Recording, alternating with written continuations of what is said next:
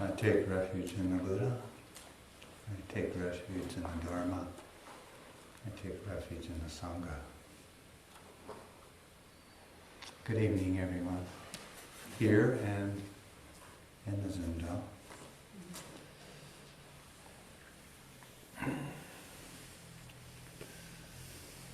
Tonight I'm going to,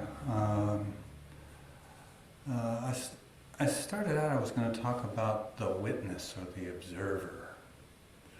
You know, this experience of being aware that we're aware. Aware of being conscious. Aware of being in this room. And where it fits into the Dharma teachings and our practice. More broadly, I'll be talking about the self.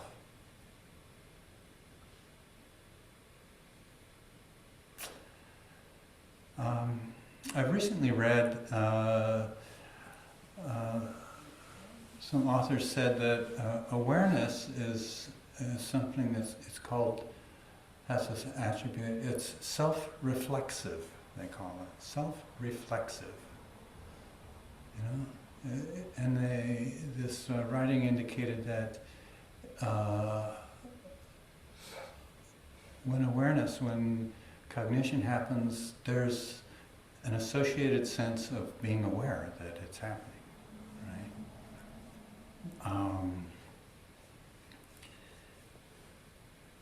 And that ties in so much with the sense of self, you know, so much.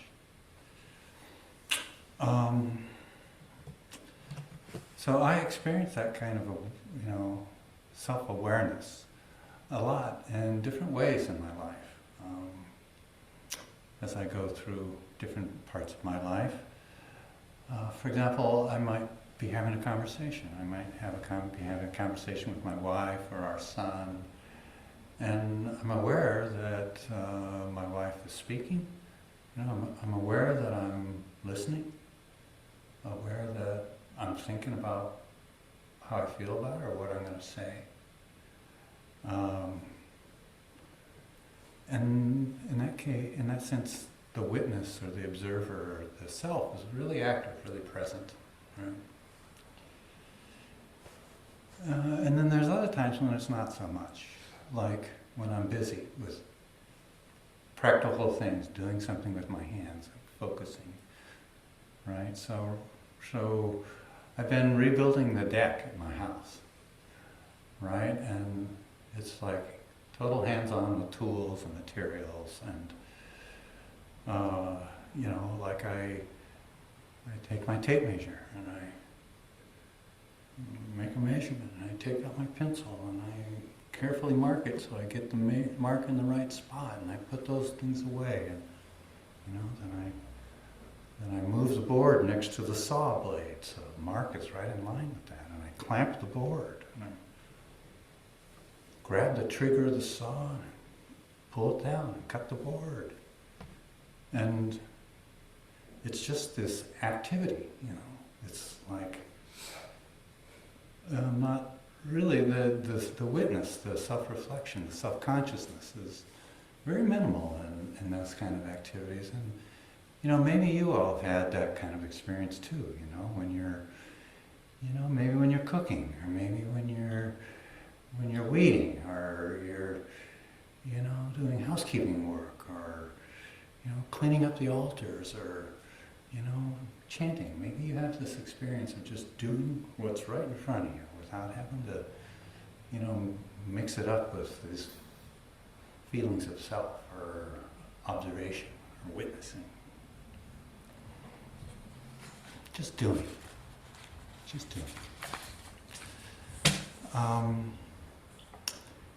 And then there's Zazen, and I commonly have a sense of observing or witnessing my sitting practice,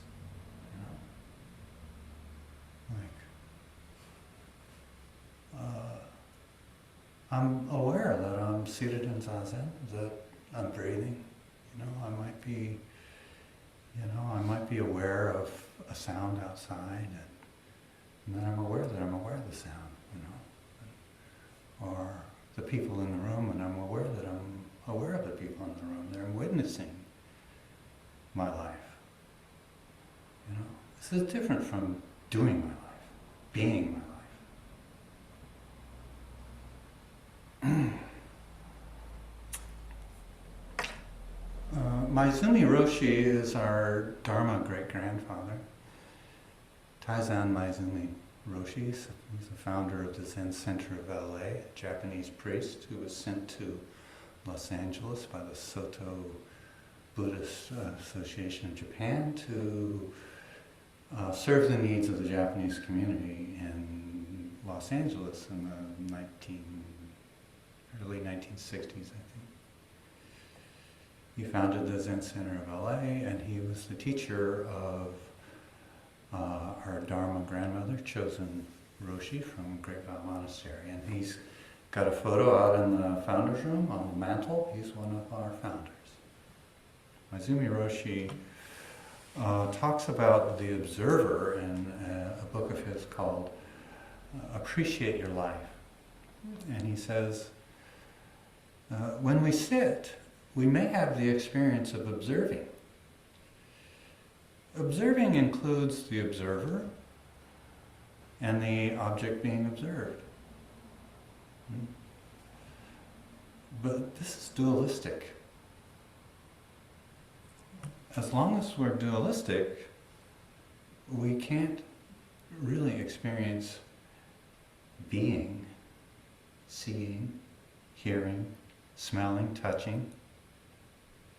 As long as there's a division between you and something else, there's a separation. So this observer, this witness, it's like a step back from true connection, engagement. So there's me and there's something. If I'm sitting zazen, there's me and, the candle, or me and the bell. And that's duality, it's separation. And in Buddha Dharma, duality and separation is called delusion. Dualism is delusion in the Buddha Dharma. And it's delusion because the Dharma teaches the truth of no self. It's one of the Buddha taught about the 3 marks of existence.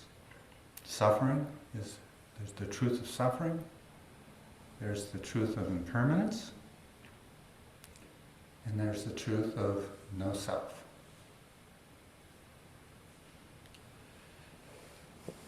And no permanent, no enduring self.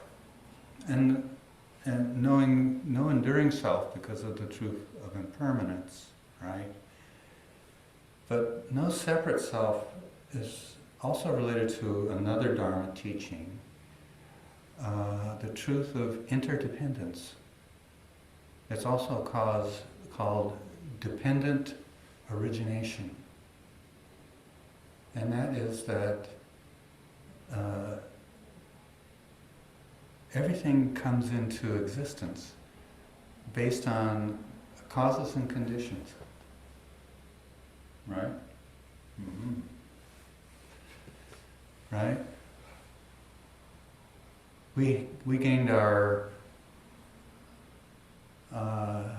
impressions of ourselves in our childhood based upon our interactions with our parents and our siblings and our classmates and our teammates, and, looking in the mirror and stuff like that,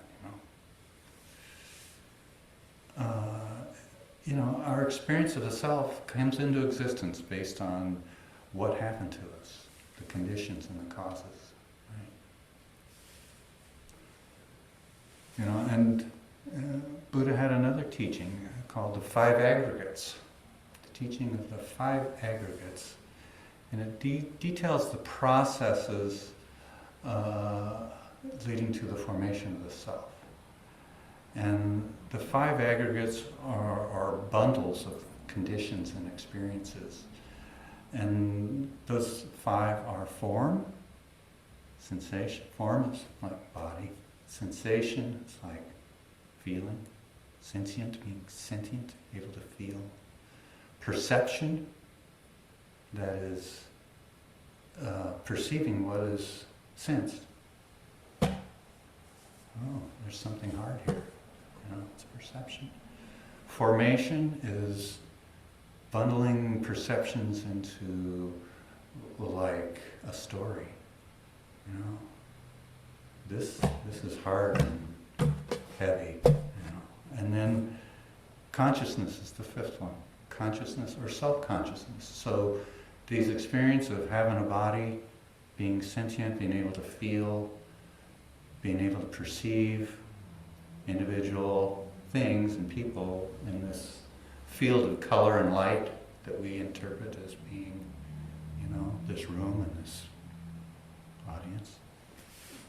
We put all that together and combining that with this sort of reflexive sense of witnessing and self, and we've got a self. We've put together a self. Okay? Out of experience.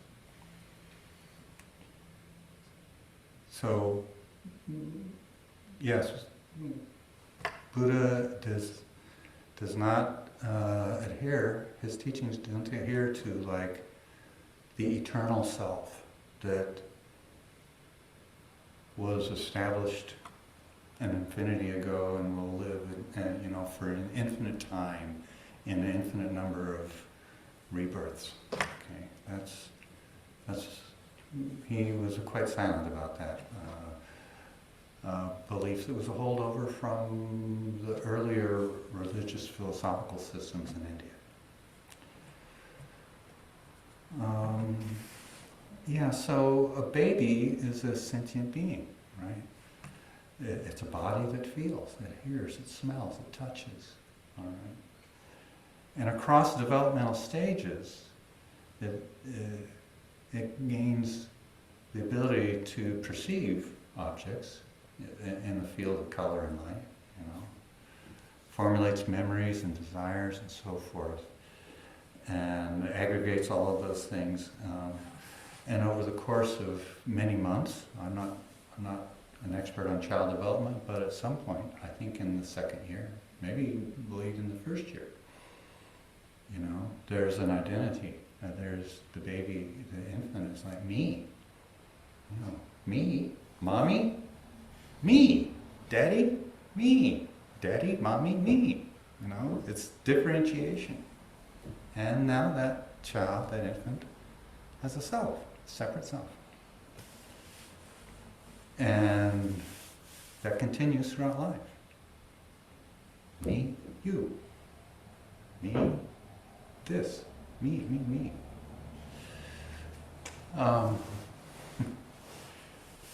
Okay, and we experience self, and it feels real, right? But when we consider the reality of the self in terms of the Dharma, there's a certain Dharma teaching called the 2 truths, right? The relative and the absolute.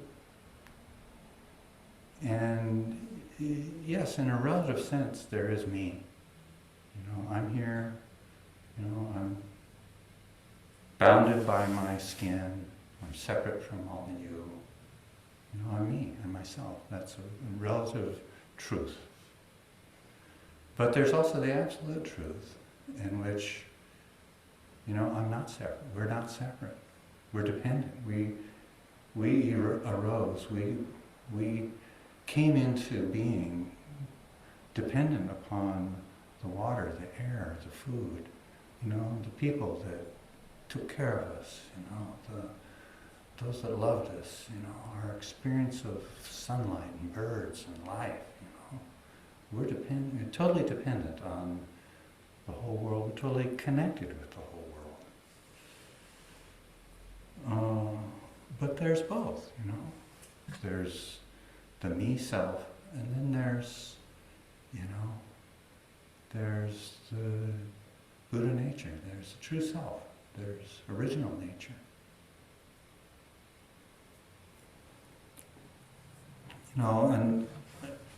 And while the experience of self, has been lifelong and continuous, essentially continuous experience of self, I'm self, observer, witness, separate, me.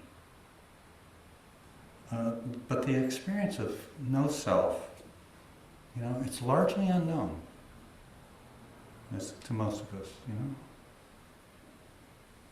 We mostly have no experience of that other no self, where there's no words, there's no reflective sense that I am, there's being alive right here, right? And what is it? What is no self?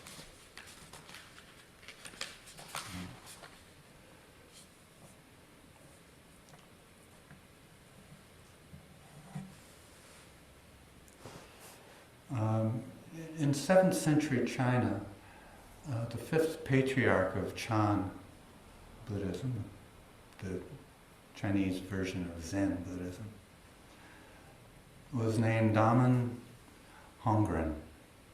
He was the 5th patriarch after Bodhidharma. He was the teacher of Huineng, who was the subject of the Platform Sutra. Do you know that one? Hongren taught, maintain awareness of the true mind without generating false thoughts or the illusion of personal possession. Maintain awareness of the true mind. This is kind of what I'm talking about, no self, right? Without generating thoughts or the illusion of personal possession, without generating the illusion of witness, of observer, of self. So that's quite a challenge. I mean, this is quite different from this author that I read recently, who they were like philosopher or psychologist or something, and they claimed that awareness is self-reflective. It's just automatically, it's like, I am aware. I'm aware that I'm aware. So I is part of it. But Hongren said, stop generating that. Right? So there's the question, what is the true mind? He says, maintain awareness of the true mind. What is the true mind? Good question. Apparently, the true mind does not include generating thoughts or illusions of self. The true mind does not include thinking or self. Perhaps not even the subtle form of the witness. And centuries later, about 500 years later in Japan, our Soto founding ancestor Dogen Zenji wrote a writing called the Genjo Koan, which we sometimes chant. It's in the chant book. We chant it sometimes, mostly in sesshin, not so much in services. And a few lines from that are, to study the Buddha way is to study the self. And to study the self is to forget the self. And to forget the self is to be verified by all things. Or there's another translation of that last line. To forget the self is to be enlightened by the 10,000 dharmas. Wow, that sounds real different from my experience of remembering myself. Verified or enlightened by everything.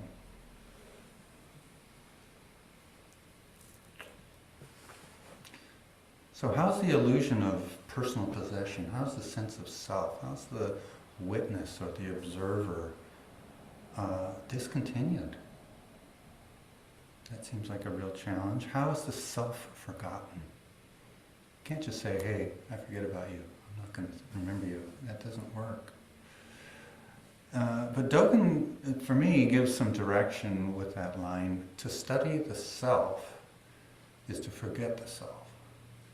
It's still kind of a puzzling line to me. And so, in my mind, I've come to sort of modify it a little bit. And to me, it's like, study the self to forget the self. Study the self to forget the self. And this relates to my years of practice with Mushin. You know, who practice in Sanzen and in activities, you know, or in the Zen Center and elsewhere, you know. She's frequently pointed me towards looking into my assumptions or my reactivity, you know, or my views, or the narrowness or breadth of my views, you know, and getting to know them. You know, why am I reactive about something? Why do I get mad in certain situations? Why do I become fearful in certain situations? Right?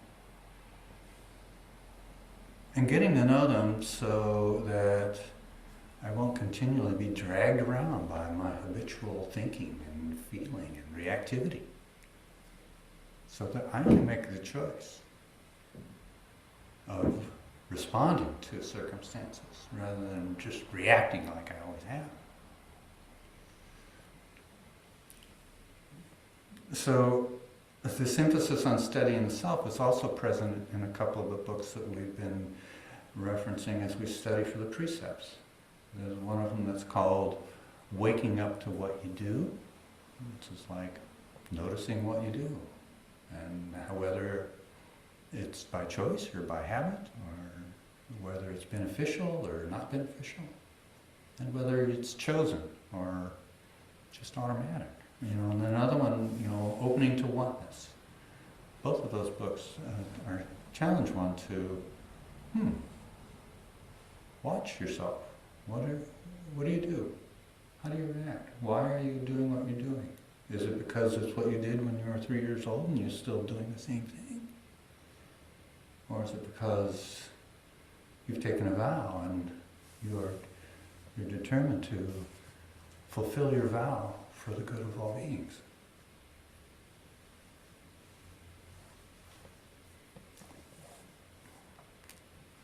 And to me, studying the self is also part of the Buddha's awakening story. Shakyamuni Buddha sat down underneath a tree called the Bodhi tree, and he vowed not to get up until he had realized the answer to his questions about life and death, suffering and old age. And he sat down under this tree all night long, they say, and during his meditative practice, the story is that the demon Mara came to him again and again with temptations. The demon wanted to pull him away from his vow of awakening, his vow of answering these questions. So Mara tempted him with maidens and riches and feasts and all these good things, but Shakyamuni was not moved. And then he tried frightening Buddha into getting up from his seat and abandoning his quest. And he made armies of demons attack Buddha with swords and arrows and flaming spears and everything else. And Buddha didn't flinch from that. And he just said to Mara, "Mara, I know you. Mara, I know you." And Mara disappeared. For a time, anyway. And for me, this is a metaphor for Shakyamuni facing up to his own desires, his own memories, his own habitual needs, his own fears, and knowing himself so well that he could say, oh, that's happening again, I'm doing that again. I know that. And I'm not going to indulge in that. I'm going to stay with my vow of awakening. And this is something we all can do in our practice. When the daydreams sweep over us, when we have memories of things, we have thinking about what we want or what we, how, how enlightened we want to be, and how we want to, fix our finances, or we want to be, happy and everything. This is like the tapes that keep running, the loops that keep going, that keep us wrapped up and bound.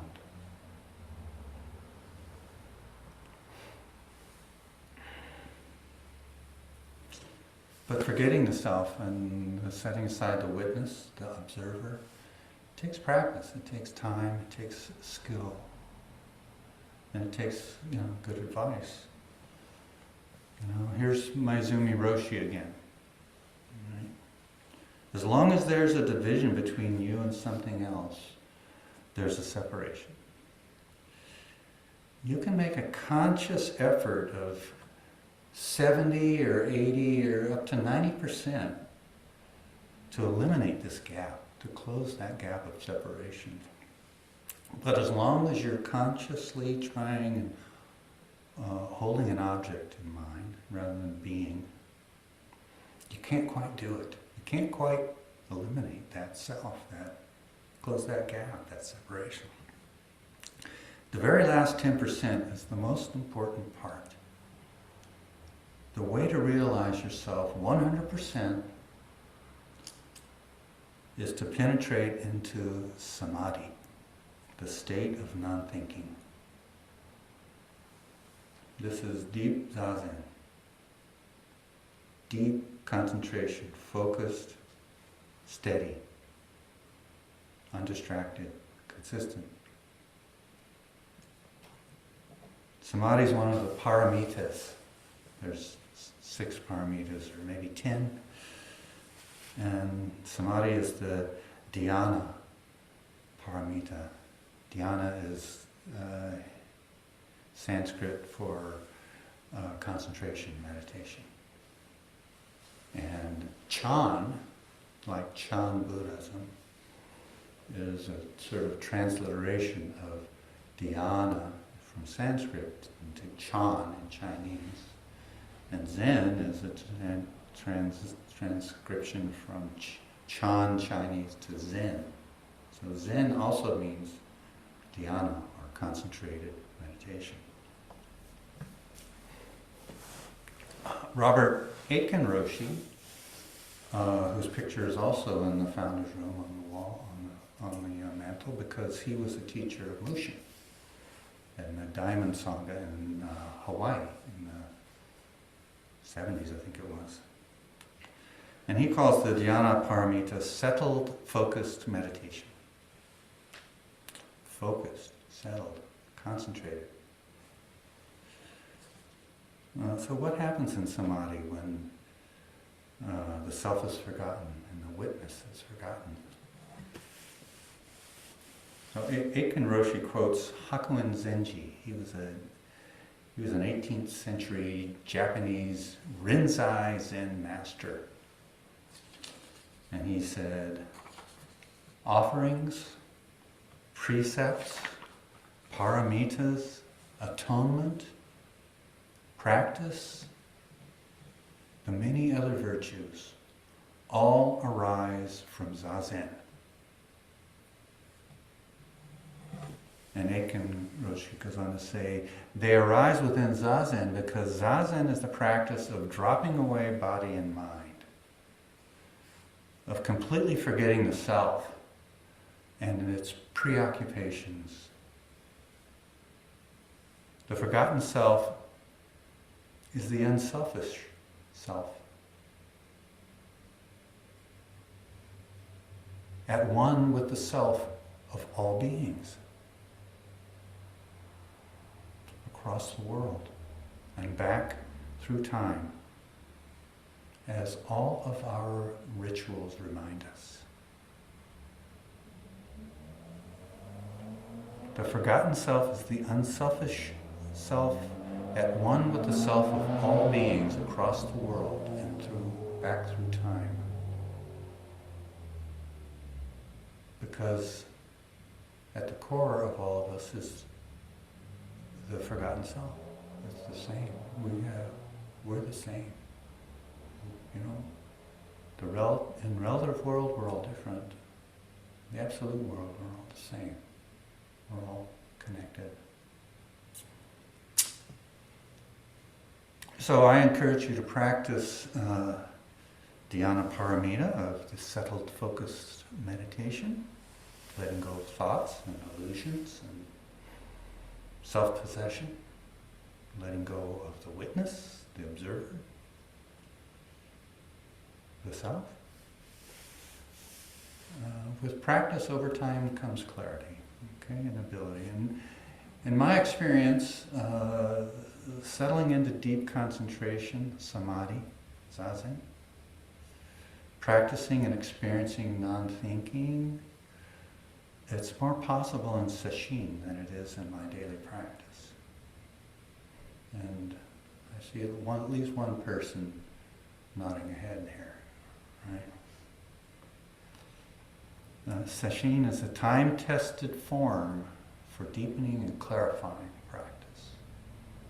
Time-tested for hundreds of years.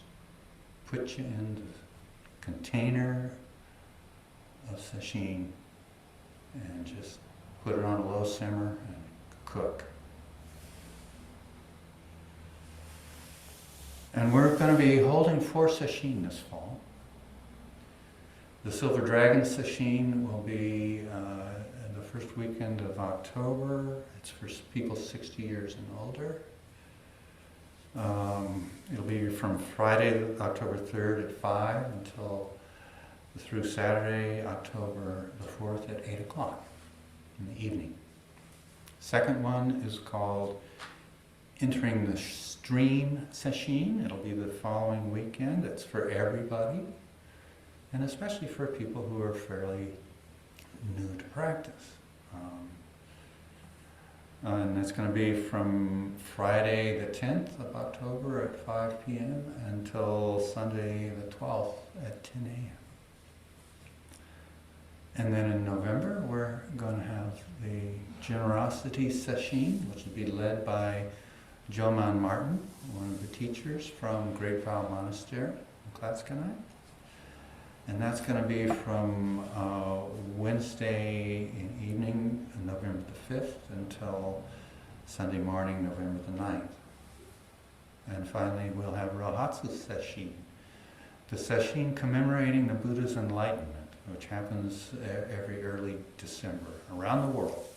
It's the most significant sesshin in the Buddhist world. And that's going to be Wednesday, December 3rd in the evening until Sunday morning, December 9th. And we want to make our sesshin as accessible as possible, especially to people that are working, working people. And so we're considering allowing an altered schedule on that Thursday and Friday of sesshin for people that work. There's other times of the year we do something called a workaday sesshin, where for a week people come in the morning at 6 a.m. until 7-ish or 7:30, and then they go to work. And after work they come back, have dinner together, and have an evening of practice. So we're thinking we're going to alter these 5-day sesshin so that on those 2 days the workers can go to work and the rest of us will stay here and practice. So keep that in mind if you're still in the working world.